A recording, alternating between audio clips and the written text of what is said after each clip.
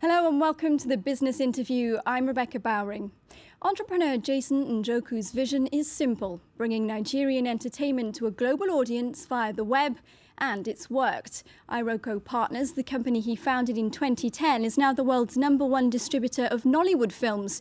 It was Nigeria's fastest growing internet firm last year, and Njoku has been earmarked by Forbes as one of the top 10 young African millionaires to watch. He joins us now from New York. Jason Njoku, welcome to the Business Interview. Thank you. Thank you very much. My first question is, Nollywood is now the world's second largest film industry in terms of output. When did you first realise there was a gap in the market for digital distribution of Nigerian-made films? So in early 2010, my mum, who's like a massive fan of Nollywood movies, she asked me to actually go and find information about movies, find good recommendations for her. Being a child of the internet, I hit online searching for this stuff, but it just wasn't there. So it really kind of surprised me that something which everybody knew. Again, there's very few Africans who hadn't heard of like Nollywood and its phenomenon. So it was really sort of bizarre for me, with all the information out there in the world, that you just couldn't find any good sources online to watch Nollywood movies. So I felt something so popular, just no real presence online, it just didn't really make much sense to me. And I guess that's when I realised that someone needs to look at this a bit more keenly. Let's talk about your personal story a bit, because this wasn't your first venture, was it? You had a couple of dry runs at entrepreneurship, we could say. Yeah, dry ones are sort of making it sound like nice and sort of like lovely. It wasn't. For 5.5 years, I pretty much was a successful failure at business. After leaving university, I pretty much made every mistake that you can in trying to grow a business, and I think that's kind of where I've learned a lot in terms of how to grow the business today. So tell us how you managed to catch the attention of Tiger Global. That's the hedge fund that invested $8 million in Iroko. So we were really lucky. We focused on, well, I moved back to Lagos in December 2011, December 2010. And we launched on YouTube as a Nollywood Love, a channel on there. And within the 4 or 5 months, we became one of the largest, if not the largest now, YouTube partner in Africa. And TechCrunch and some other the tech blogs got really excited about what we were doing. They wrote some articles, and Tiger just reached out and said, "Hey, we're doing interesting things around video globally. We should have a conversation." And we pretty much took it from there. Was it tough launching in Lagos at that point in time? Oh, very tough. We were very early to the tech scene in Lagos.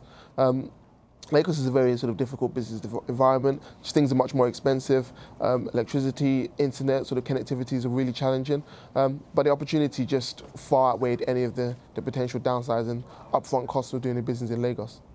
Let's talk now about your business model. Early in July, you made the switch from relying on advertising revenue alone to offering a subscription service. Why the change?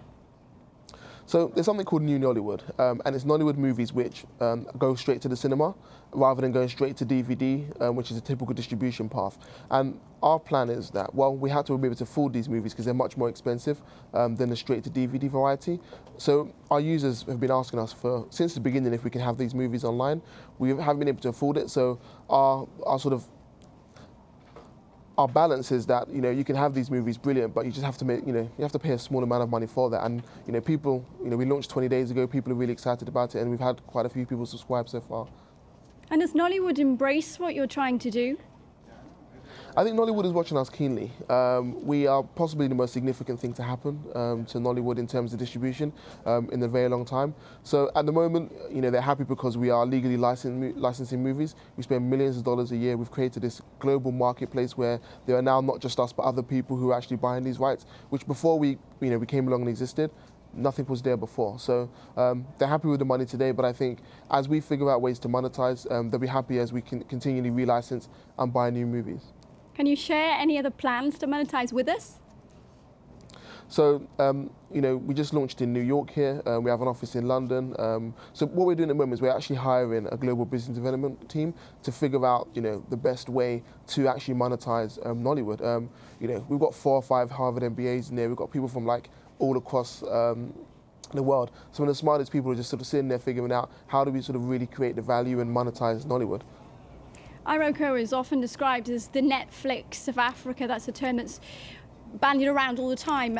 Is it a comparison that you welcome? I would say yes, because it makes our business really easy to understand. Everyone understands Netflix. We share the core similarities. We offer movies primarily on the internet. I guess the major difference and departure is that a significant amount of our catalogue is free at the moment, but again, the higher varieties, the brand new stuff tends to be paid for. So I think it's a great comparison.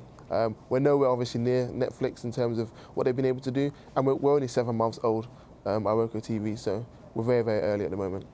That is an extraordinary great rate of growth there. How many people are currently viewing Nollywood movies on your site, and whereabouts in the world are they based? So at the moment on the website, 7 months in, we have just shy of 1 million people who come to the site every month. Primarily, they're actually based in the West. So Africa, which represents the large population of Africans who would be interested in this content, actually only represent about 10% of our actual user base. So the US, Canada, UK, Italy, Germany are like our top 5 markets. Why does Africa only represent 10%? What obstacles have you encountered to growing the business there? I think the key thing is internet connectivity.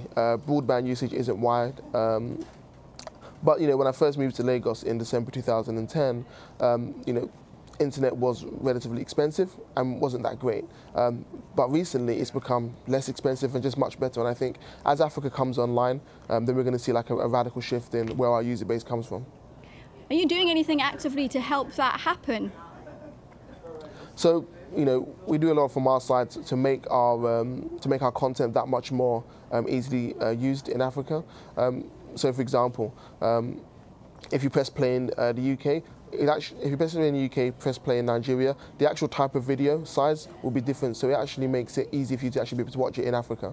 But again, as at the moment, we're not doing any marketing. We're just, setting the content free and sort of seeing what happens. But again, we are very, very young at the moment. You mentioned YouTube. You also have a number of other high-profile distribution partnerships with iTunes and Amazon and other such companies. How do they fit into your business model? So I think the key thing is, content wants to be free, not just in the movies, but in the music space as well. We generate up to 25 million views a month on YouTube, for example. So we're still, by any stretch of imagination, YouTube's largest partner there. Our view is that there's a content which needs to be set free. There's ways to monetize it. We want to give people the access to it however they want to be able to use it. So for us, it's just working with iTunes, working with YouTube to figure out best ways to monetize this content. Our key thing is that we focus on distribution and we're focused on actually creating the real value for this content, because at the moment, it's just completely misvalued. You also own a music platform yourself. What are your plans for that? So we looked at the music space. It was equally sort of lacking the distribution infrastructure. So sort of 6 months ago, we launched our own platform, iRockin. We have a website. We've got a slew of mobile apps, so from iOS to Android. But at the same time, we have a significant business on YouTube. So if you go there, the vast majority of the Nigerian music industry is there. We're helping them power their videos. We're helping them, promote their content. We're basically creating like a network, if you will, for people who obviously want to access Nigerian content. Do you have any tips or advice for other entrepreneurs trying to make it in the entertainment space, particularly in Africa? I think the key thing is like all the assumptions which I had when I left the UK changed drastically when I actually reached Africa. I think the key thing is that to do proper business in Africa, you have to be in Africa. As sometimes it might seem a bit daunting, but have a rough idea of what you want to do, then you jump on a plane and go there. Because the experience you learn on the ground there will never, you can't read that in textbooks. Africa is a very different place to do business. And what's next for iRoko? Do you want one day to be as big as Netflix? It's too early. I think we're just focusing on making people fall in love with the product and the movies that we have. I think as long as people love what we're doing, then we're going to be okay. And what about branching out into other movie industries, perhaps other black movie industries, maybe from the Caribbean, for instance? So the key thing is that, we started with a nucleus of Nigerian content. We have actually branched out to Ghanaian content. At the moment, we're sponsoring independent African film festivals. There's one coming up in Silicon Valley in October. We're sponsoring that. So we're in talks with the film industries from East, South, sort of like in Central Africa as well. And who do you look up to? Who are your mentors? Mentors. Or role models? Role models even. I think in our industry, the most important person for me has to be Reed Hastings of Netflix. He basically changed the way that that content was viewed forever, and I think everybody else is sort of looking to Netflix to see how they're basically moving the industry forward in terms of the online space. So online, Reed Hastings of Netflix definitely has to be the one. And has it been more difficult, do you think, working with Nollywood than it would have been if you were working with either Hollywood or Bollywood, the other big two? I think definitely Nigeria and Nollywood is much more fragmented. So as in Hollywood, you have a handful of very large studios who, for the most part, control all the content. Bollywood has not too dissimilar a structure.